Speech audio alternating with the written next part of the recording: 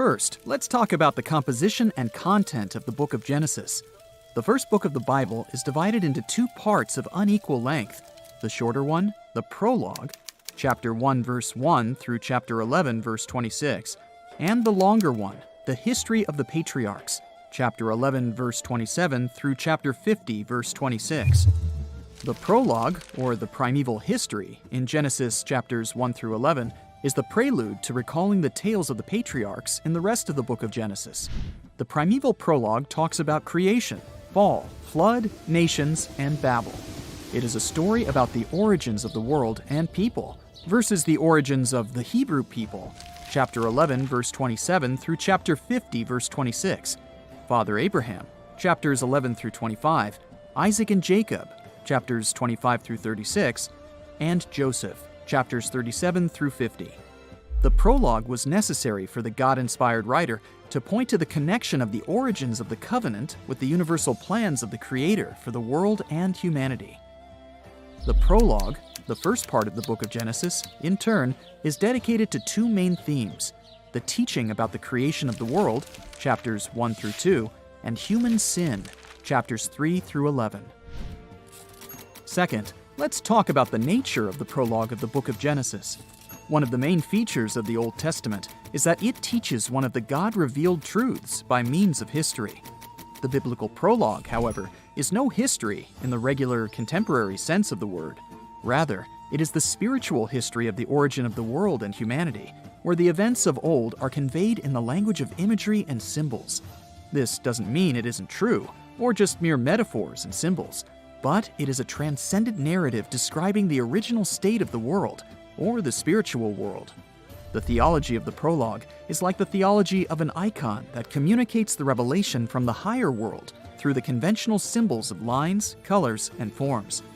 As the renowned theologian Vladimir Lossky says, "Now the Bible has depth, but its most ancient parts, particularly Genesis, proceed according to an archaic logic which does not separate the concrete from the abstract, the image from the idea, the symbol from the symbolized reality." Studying the fabric of the prologue's narrative, one should first clarify what kind of thought, what teaching the sacred author is trying to convey under the cover of images and symbols. The Bible does not deal with the scientific and rationally conceivable aspect of the creation. The Bible is no manual of astronomy or biology. Its goal is to proclaim to the people of any civilization and epoch the revelation about God. The first chapter of the book of Genesis should be viewed not in continuity with the scientific discoveries of our times, but in continuity with the religious philosophical views of paganism against which it is directed. Third, let's talk about the pagan cosmogonies.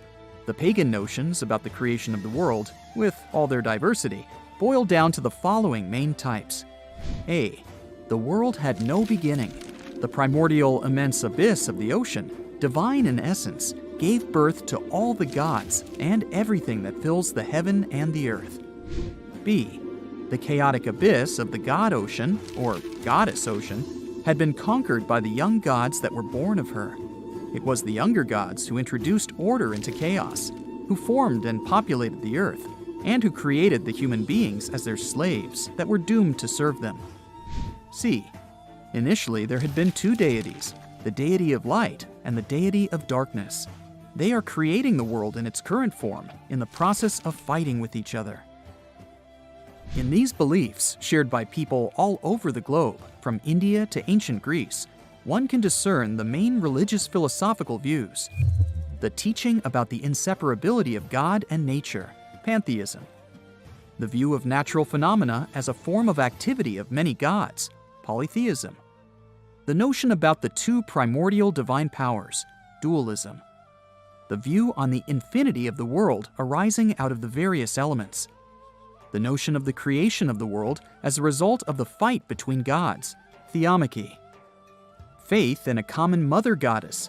Later, her image merged with the concept of blind fate and necessity. The view of the universe as an entity doomed to stay unchanging, or to be moving in the circle of perpetual return.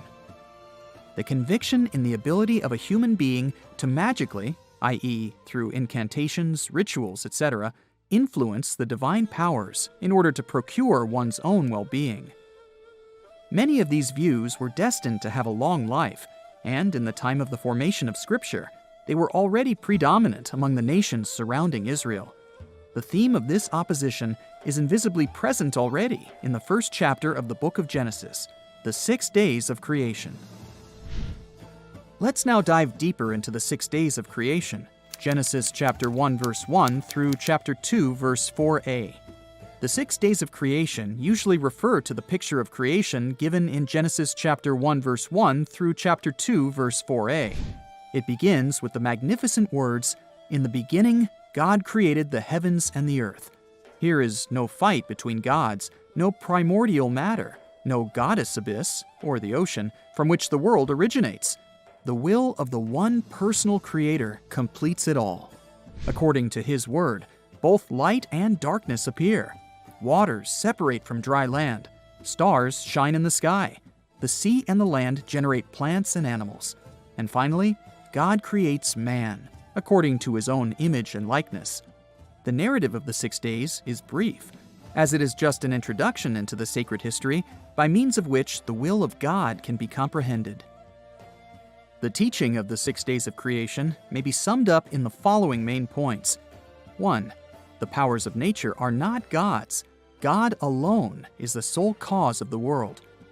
2. He reveals Himself as personal existence. 3. He reveals Himself through His acts. 4.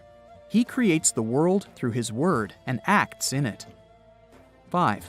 He can act indirectly, through the elements and forces of nature, through secondary causes or principles. 6.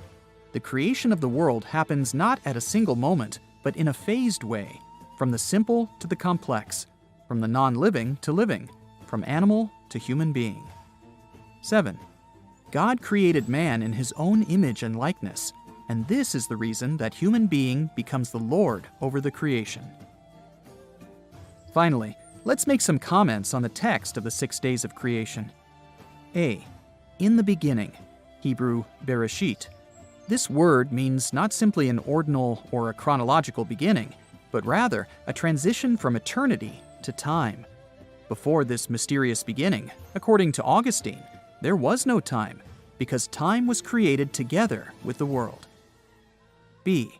Created, Hebrew bara, means made, formed. But the author of Genesis did not mean to say that God had formed the world from some pre-eternal matter. There is nothing co-eternal to God.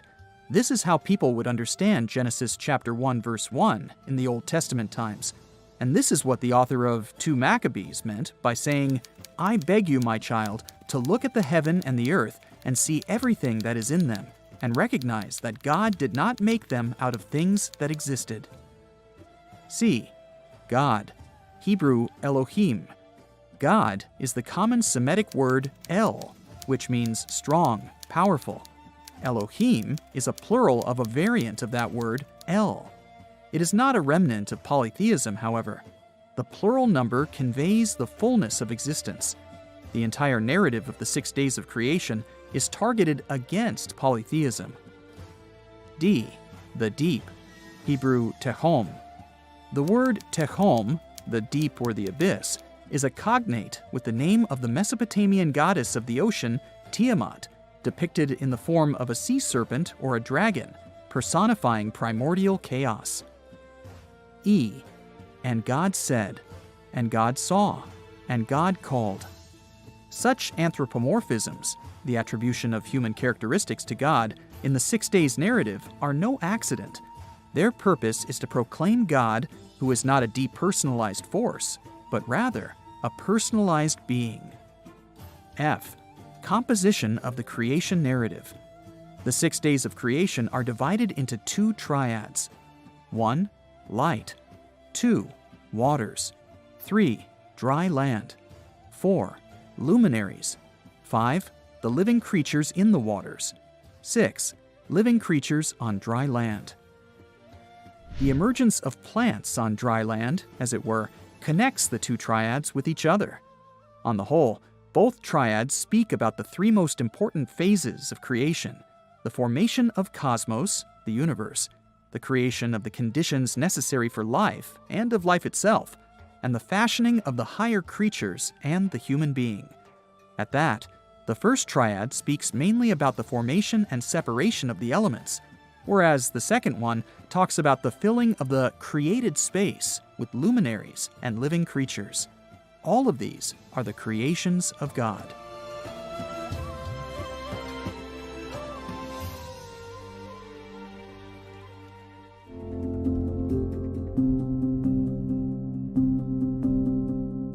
Thank you for watching this video. Don't forget to like and share, and make sure you subscribe so you don't miss any future videos.